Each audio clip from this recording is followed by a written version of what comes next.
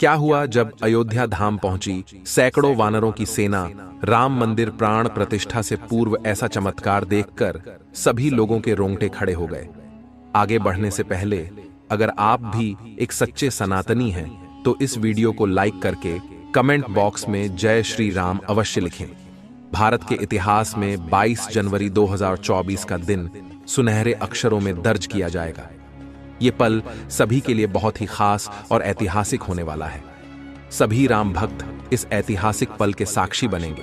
बता दें, श्री राम जन्मभूमि अयोध्या में 70 एकड़ भूमि पर बने भव्य राम मंदिर में रामलला की मूर्ति की प्राण प्रतिष्ठा 22 जनवरी 2024 को होनी है। इस तारीख का सभी को बेसब्री से इंतजार है।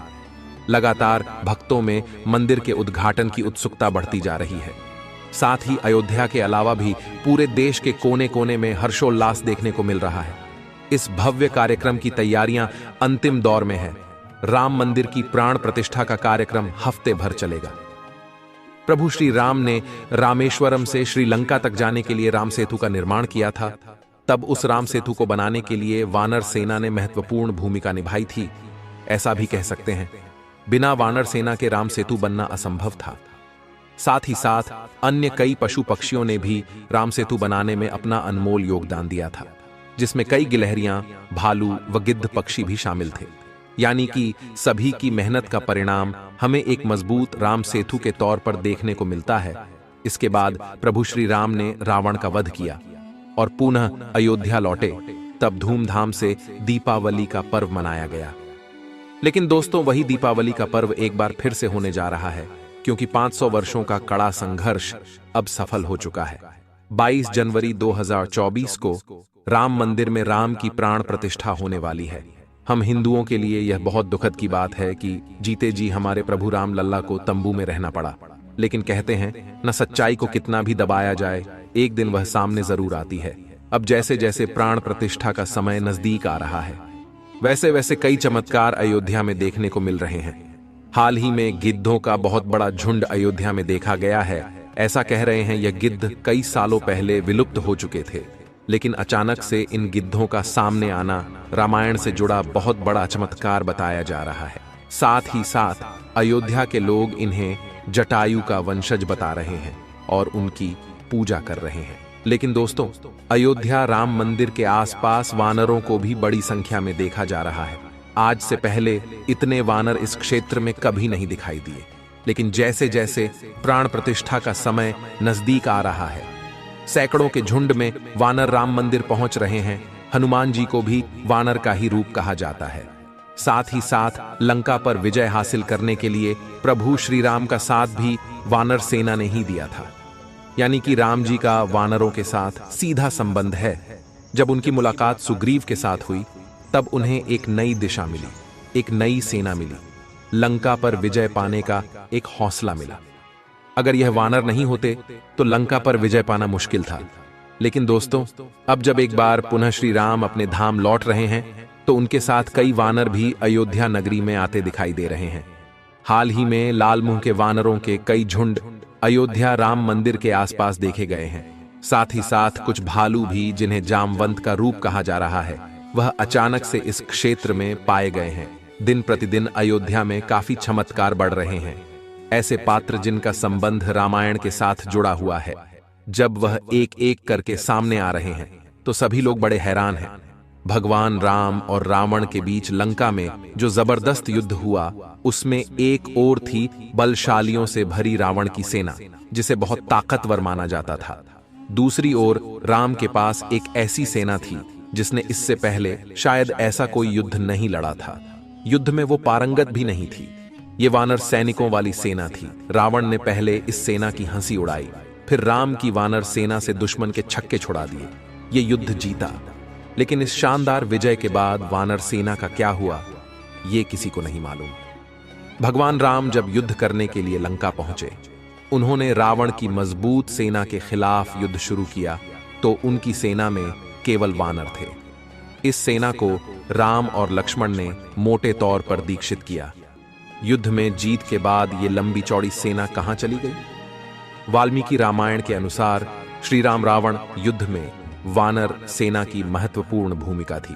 सवाल यह है कि जब श्री राम ने युद्ध जीत लिया, वह इसके बाद अयोध्या आ गए, तो वानर सेना का क्या हुआ? इस वानर सेना का नेतृत्व करने वाले उस समय के महान योद्धा सुग्रीव और अंगद का क्या हुआ? वीडियो को अंत तक देखते रहिए। आगे बड़े रहस्य से पर्दा उठने वाला है कि आखिर राम रावण के युद्ध के बाद वानर सेना का क्या हुआ। आज जो अयोध्या में वानर सेना दिखाई दे रही है, क्या इनका संबंध रामायण के साथ जुड़ा हुआ है? लेकिन पहले जान लेते हैं राम मंदिर का महत्वपूर्ण इतिहास। पौराणिक मान्यताओं के अनुसार उज्जैनी के राजा विक्रमादित्य जब यहां आखेट करने आए तो उन्हें उजादह भूमि पर कुछ चमत्कार दिखाई देने लगे। खोज की तो पता चला कि ये श्री राम की अवध भूमि है। इसके बाद उन्होंने यहां श्री राम के भव्य मंदिर का निर्माण कराया, जिसमें काले रंग के कसौटी पत्थर वाले 84 स्तंभ थे। समय समय पर यहां राजाओं मंदिर की देखभाल की, लेकिन 14वीं शताब्दी में जब भारत में मुगलों का शासन हुआ तो श्री राम जन्मभूमि को नष्ट कर वहां बाबरी मस्जिद बना दी गई। 1525 में राम जन्मभूमि मंदिर को बाबर के सेनापति मीर बांकी ने ध्वस्त करवाया था। बाबरी मस्जिद की 3 गुंबद थी, जिसके बाहरी हिस्से में एक चबूतरे में श्री राम के बाल स्वरूप की पूजा होती थी। इसे राम चबूतरा कहते थे। लेकिन 1939 में बाबरी मस्जिद के मुख्य गुंबद के ठीक नीचे वही मूर्ति निकली जो सदियों से राम चबूतरे पर विराजमान थी। बाबरी मस्जिद और राम जन्मभूमि मंदिर पर सालों चले विवाद के बाद आखिरकार श्री राम की अपनी जन्मस्थली पर प्राण प्रतिष्ठा हो रही है। राम मंदिर के लिए कुल 37 एकड़ जमीन है, जिसे 2 एकड़ में मंदिर बन रहा है। पहले मंदिर के मुख्य शिखर की ऊंचाई 128 फीट थी, अब यह 161 फीट होगी। 3 की जगह 5 गुंबद और एक मुख्य शिखर होगा, जिसकी प्राण प्रतिष्ठा 22 जनवरी 2024 को होने वाली है। आइए अब जानते हैं आखिर रामायण के युद्ध के बाद वानर सेना का क्या हुआ। रामायण के उत्तरकांड में उल्लेख है कि जब लंका से सुग्रीव लौटे तो उन्हें भगवान श्री राम ने किष्किंधा का राजा बनाया। बाली के पुत्र अंगद को युवराज। इन दोनों ने मिलकर वहां कई सालों तक राज किया। श्री राम रावण युद्ध में योगदान देने वाली वानर सेना सुग्रीव के साथ ही वर्षों तक रही, लेकिन इसके बाद उसने शायद की कोई बड़ी लड़ाई लड़ी।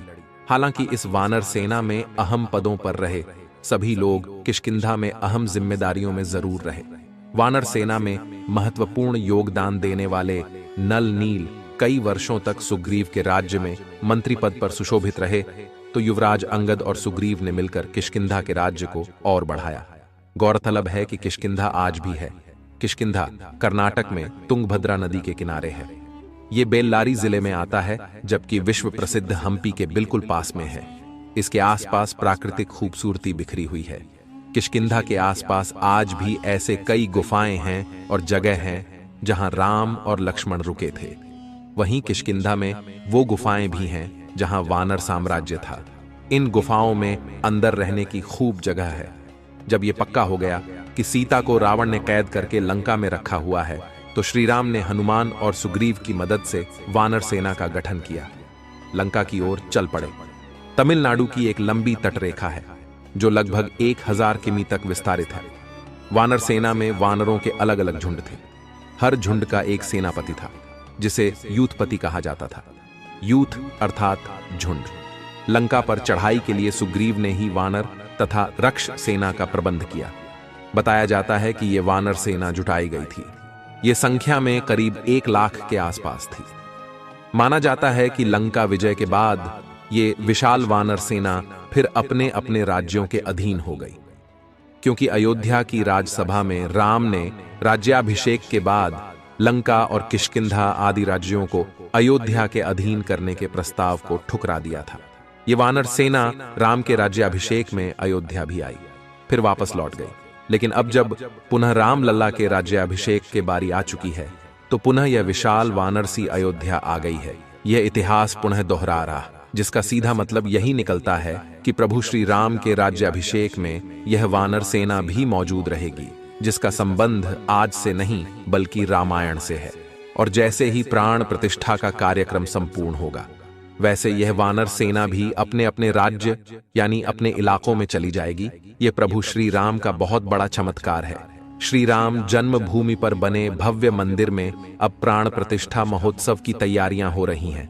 प्रधानमंत्री मोदी के प्रधान सचिव रहे नृपेंद्र मिश्रा ने बताया कि मंदिर के गर्भगृह में 22 जनवरी को प्राण प्रतिष्ठा हो जाएगी।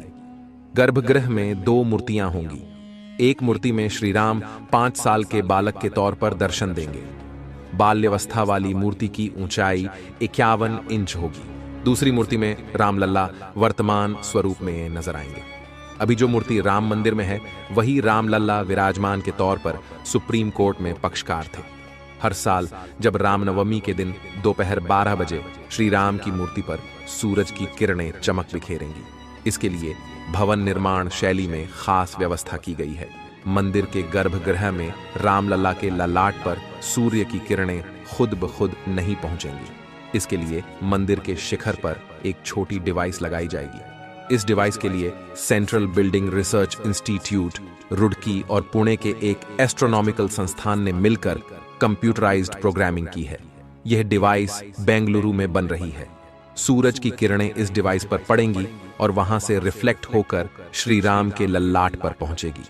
ऐसा हर साल रामनवमी के दिन 12 बजे होगा। हर बार इस घटना का सीधा प्रसारण करने की व्यवस्था की जाएगी ताकि मंदिर में भीड़ नहीं हो। अब राम मंदिर की इतनी चर्चा हो और अयोध्या के कोतवाल की चर्चा ना हो, ऐसा तो नहीं हो सकता। अब हम बात करेंगे हनुमानगढ़ी मंदिर के बारे में, जो कि काफी चमत्कारिक मंदिर बताया जाता है और वह अयोध्या के मध्य में स्थित है। पवन पुत्र हनुमान को समर्पित यहां मंदिर अयोध्या रेलवे स्टेशन से 1 किमी दूरी पर स्थित है। इस मंदिर का निर्माण विक्रमादित्य द्वारा करवाया गया था, जो आज हनुमानगढ़ी के नाम से प्रसिद्ध है। ऐसी मान्यता है कि पवन पुत्र हनुमान यहां रहते हुए कोतवाल के रूप में अयोध्या की रक्षा करते हैं। मंदिर के प्रांगण में माता अंजनी के गोद में बैठे बाल हनुमान को दर्शाया गया है। अयोध्या के मध्य में स्थित 36 सीढ़ियां हनुमानगढ़ी तक जाती है, जो उत्तर भारत में हनुमान जी के सबसे लोकप्रिय मंदिर परिसरों में से एक है। यह एक प्रथा है कि राम मंदिर जाने से पहले सबसे पहले भगवान हनुमान मंदिर के दर्शन करने चाहिए। मंदिर में हनुमान जी की मां अंजनी रहती हैं, जिसमें युवा हनुमान जी उनकी गोद में बैठे हैं। ये मंदिर रामानंदी संप्रदाय के बैरागी महंतों और निर्वाणी अनी अखाड़े के अधीन है। कहा जाता है मंदिर में भगवान हनुमान की चमत्कारिक शक्तियां मंदिर में दर्शन करने आने वाले भक्तों को कभी भी निराश नहीं होने देती। दर्शन को आए भक्तों की मनोकामनाएं पूर्ण होती हैं। जब रावण पर विजय प्राप्त करने के बाद भगवान राम अयोध्या लौटे तो हनुमान जी यहां रहने लगे। इसीलिए इसका नाम हनुमानगढ़ या हनुमान कोट रखा गया। यहीं से हनुमान जी रामकोट की रक्षा करते थे। मुख्य मंदिर में पवन सुत माता अंजनी की गोद में बैठते हैं। 1855 में मुसलमानों ने मंदिर को नष्ट करने का प्रयास किया। मुसलमान हनुमानगढ़ी को मस्जिद बना देना चाहते थे, लेकिन वे ऐसा करने में सफल नहीं हो पाए।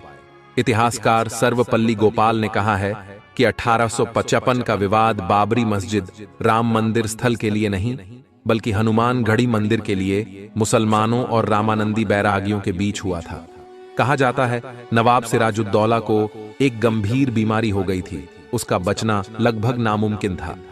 नवाब यहां पूजा अर्चना करने वाले बाबा अभय रामदास जी के पास आया। बाबा ने भगवान हनुमान जी से नवाब की अर्जी लगाई। वह नवाब को हनुमान जी से प्रार्थना करने को कहा। नवाब ने भगवान हनुमान जी से प्रार्थना की और नवाब चमत्कारिक रूप से स्वस्थ हो गया। उसके बाद स्वामी अभय रामदास जी के निर्देश में सिराजुद्दौला ने इस मंदिर का पुनर्निर्माण कराया। राम मंदिर का इतिहास सदियों पुराना रहा है और अब जो प्राण प्रतिष्ठा होने वाली है वह बरसों के संघर्ष का नतीजा है, कई शहीदों के बलिदान का प्रमाण है और हजारों कार सेवकों के हौसले का प्रतीक है। आशा करते हैं आज की वीडियो से आपको जबरदस्त ज्ञान की प्राप्ति हुई होगी।